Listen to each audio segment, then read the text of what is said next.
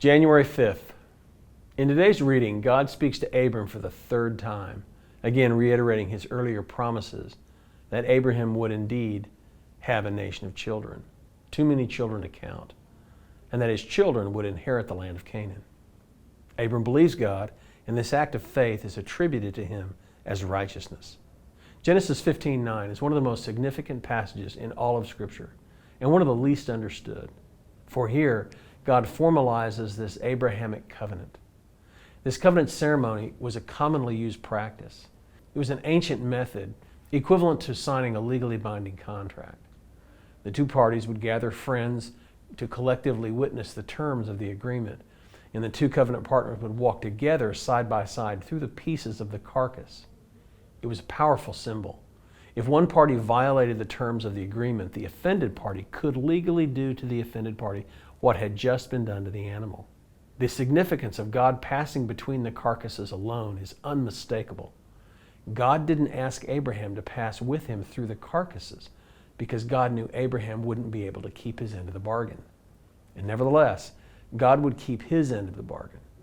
So hundreds of years later, when Abram's descendants, the children of Israel, failed to live up to the commandments of the laws of Moses, when they failed to heed the words of the prophets, and when they rejected their promised Messiah, it was no surprise to God.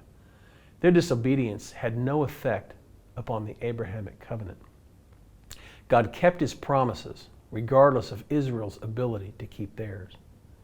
God alone passed through the pieces of the animal because Abram and his descendants were incapable of keeping the terms of the covenant. And so the Abrahamic covenant has never been annulled. Aspects of it have not been completely fulfilled, but the Abrahamic covenant is an eternal covenant that establishes Abraham and his descendants as the instrument of world redemption on behalf of the world. We'll read more of this in the weeks to come. Here's today's application. Are you aware of the many promises that God has made on your behalf? Are you clinging to these promises, believing for their fulfillment in your life? People will fail you, but God's treatment of you is different than how others treat you. God is a promise keeper. He can be trusted. He never fails to keep his word. In fact, he cannot fail to keep his word. To do so would violate his character. As you read through the chronological Bible this year, we will dig deep and discover God's many promises to you. Now here's today's prayer.